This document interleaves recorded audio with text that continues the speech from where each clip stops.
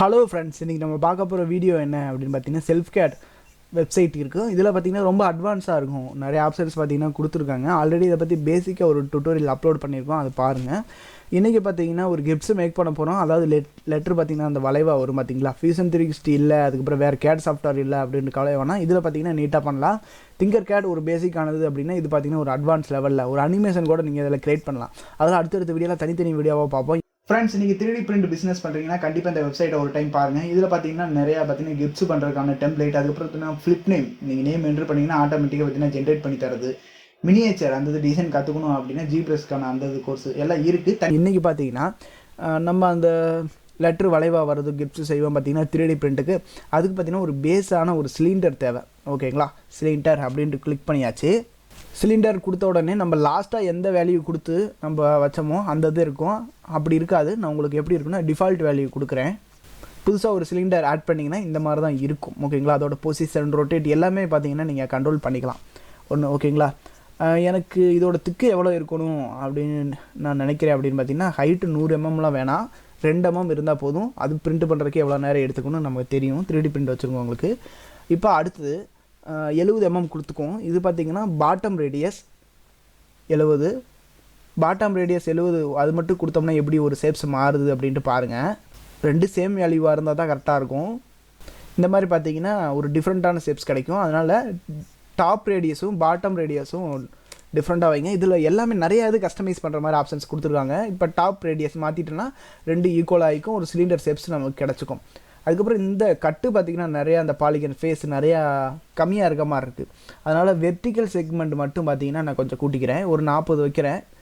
இப்போ ஓரளவு பாருங்க சூப்பரான அந்த ஷேப்ஸ் கிடச்ச மாதிரி இருக்குது. எனக்கு இந்த பேஸ் ஷேப் ஓகே, அதனால் அதை நான் டிக் கொடுத்துக்கிறேன்.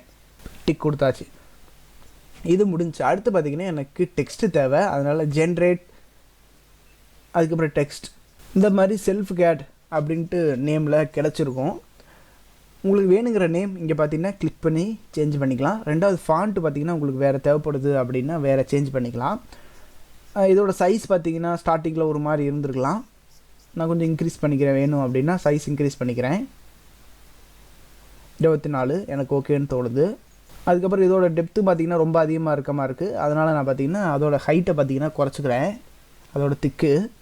ஓகே, இந்த இடத்துக்கு ஓகேன்னு தோணுது. வேறு பொசிஷன், ரொட்டேட் பண்ணுறது, இங்கே பார்த்தீங்கன்னா -90 டிகிரின்னு ஆல்ரெடி கொடுத்த வேல்யூ இருக்கும். டிஃபால்ட் வேல்யூ கொடுத்தனா மறுபடியும் சேஞ்ச் ஆகிக்கும். உங்களுக்கு எந்த பொசிஷனில் வேணும், எப்படி இருக்கணும் அப்படிங்கிறது இங்கேயே ரொட்டேட் பண்ணி எல்லாம் கண்ட்ரோல் பண்ணிக்கிட்டு எல்லாம் ஓகே அப்படின்னா மட்டும் டிக் கொடுங்க. இப்போ செல்ஃப்கேட் அப்படிங்கிற ஒரு நேம் பார்த்திங்கன்னா கிடச்சிக்கும். இங்கே அதுக்கான அந்த ஒவ்வொரு லேயரும் பார்த்திங்கன்னா ஆட் ஆகிக்கிட்டே வரும். கொஞ்சம் நேரம் வெயிட் பண்ணுவீங்க நான் வர்றதுக்கு, ஏன்னா ஸ்க்ரீன் ரெக்கார்டு எல்லாம் பண்ணுறேன், அதனால் கொஞ்சம் ஸ்லோவாக இருக்கும். ஓகே, கீழே இருக்கிறது சர்க்கிள், அதுக்கு மேலே செல்ஃப்கேட் அப்படிங்கிற ஆப்ஜெக்டை டிக் கொடுத்தோம்னா அந்த ஆப்ஜெக்ட் செலக்ட் பண்ணியிருக்கோம் அப்படின்ட்டு அர்த்தம். இது ஒன்று. அடுத்து பார்த்திங்கன்னா இங்கே ஒரு ஆப்ஷன்ஸ் இருக்கும். இதில் பாலிகன், ஃபேஸ், மெட்டீரியல்ன்ட்டு இருக்கும். ஃபஸ்ட்டு ஃபேஸ் அப்படிங்கிறத செலக்ட் பண்ணுறேன். ஃபேஸை செலக்ட் பண்ணியிருந்தோம் அப்படின்னா இங்கே போய் வைக்கிறப்ப தனித்தனியாக சிங்கிளாக கிடைக்கும். அதே இது பாலிகன் செலக்ட் பண்ணியிருந்தேன் அப்படின்னா ஒரு சமமான ஃபேஸ் CF இந்த மாதிரி கிடைக்கும். அப்போ ஃபேஸுங்கிறது என்ன அப்படின்னு கேட்டிங்கன்னா, ஃபேஸ் செலக்ட் பண்ணியிருக்கேன் அப்படின்னா வயர் ஃப்ரேம் ஃபார்மேட்டுக்கு இங்கே மாற்றிக்கலாம், உங்களுக்கு வேணுங்கிற ஃபார்மேட். இதெல்லாம் ஒரு லைனாக இருக்குது பார்த்தீங்களா, அந்த லைன் சின்ன சின்ன லைனாக நம்ம செலக்ட் பண்ணிக்கலாம். இப்படி செலக்ட் பண்ணுறதுனால ஒரு டிஃப்ரெண்ட்டான எடிட் கிடைக்கும். மெட்டீரியல் அப்படின்னா டோட்டல் ஆப்ஜெக்டையும் பார்த்திங்கன்னா செலக்ட் பண்ணோம். நம்ம நார்மலான சாலிட் அதுக்கே வந்துக்கலாம். இப்போ நமக்கு தேவையானது பாலிகன், அதாவது ஒரு ஃப்ரண்ட்டு ஃபேஸ், ஒரு சமமான ஒரு ஃபேஸ் எல்லாத்தையும் சேர்ந்த ஒரு இது.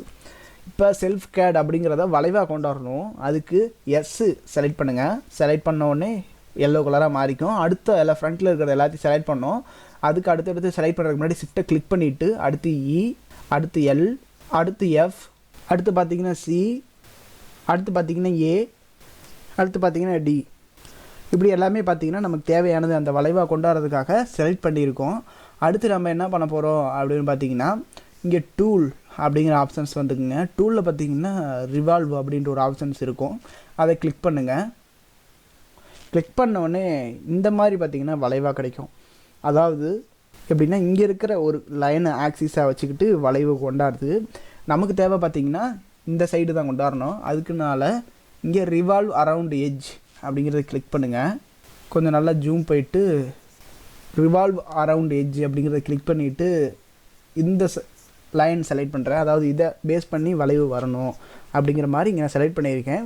உங்களுக்கு அந்த வளைவு பார்த்திங்கன்னா ரொம்ப சின்னதாக வரணுமா அந்த ஒரு ஐடியா இருக்கும் பார்த்தீங்களா? அப்படி வேணும் அப்படின்னா தனியாக ஒரு ஆப்ஜெக்ட் இங்கே ரெக்டாங்கிள் அதை மாதிரி வச்சுக்கிட்டு அந்த லைனை ஆக்சிஸாக வச்சு வர மாதிரி வச்சுருக்கேன். நான் பார்த்தீங்கன்னா இங்கே வர்ற இந்த இதை பேஸ் பண்ணி வர மாதிரி வச்சுருக்கேன். இது 360 டிகிரியில் இருக்கும் ஸ்டார்டிங்கில். ஓகேங்களா? டிஃபால்ட்டில் இருக்கிறது எப்படி இருக்கும் அப்படின்னா 360 டிகிரியில் இருக்கும். ஓகேங்களா? ஒரு டயர் ஷேப்ஸில் நமக்கு தேவை நேம் பார்த்திங்கன்னா ஒரு வளைவாக வந்து தெரியணும். அது 130 இருந்தால் சரியாக தெரியாது. ஒரு 80 அப்படி இல்லைன்னா ஒரு 50 44 அந்த ரேஞ்ச் இருந்தால் தான் இப்படி டேபிளில் வச்சோம்னாலும் நமக்கு இந்த நேம் தெரியும். செல்ஃப்கேட் அப்படிங்கிற நேம் தெரியும். கீழே ஒரு கலரில் பிரிண்ட் பண்ணிவிட்டு மேலே ஒரு கலரில் நீங்கள் பிரிண்ட் பண்ணிங்க அப்படின்னா தெரியும் உங்களுக்கு. அதாவது வேறு ஆக்சிஸை மையப்படுத்தி ரொட்டேட் ஆகணும்னா எக்ஸ்ட்ரா பார்த்திங்கன்னா ஒரு ஷேப்ஸ் எந்த ஆக்சிஸை மையப்படுத்தி வைக்கிறீங்களோ அந்த இதை வரைஞ்சிக்கங்க.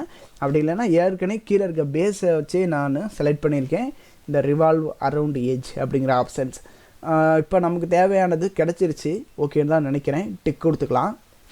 டிக் கொடுத்தாச்சு. இதை பார்த்தீங்கன்னா நீங்கள் ஃபைலில் போய்ட்டு எக்ஸ்போர்ட் கொடுத்து நீங்கள் 3D பிரிண்ட்டுக்கு யூஸ் பண்ணிக்கலாம். ரொம்பவே ஒரு அட்வான்ஸ் லெவல். இந்த பாலிகன் ஃபேஸ் வச்செல்லாம் எடிட் பண்ணுறதுனால இன்னும் சூப்பராக நம்ம பார்த்தீங்கன்னா எடிட் பண்ணலாம்.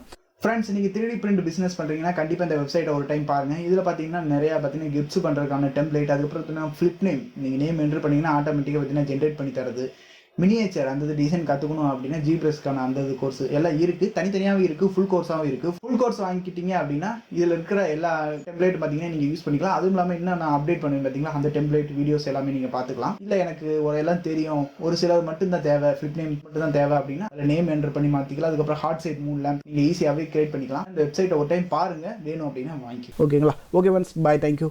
அடுத்த வீடியோவில் பார்க்கலாம்.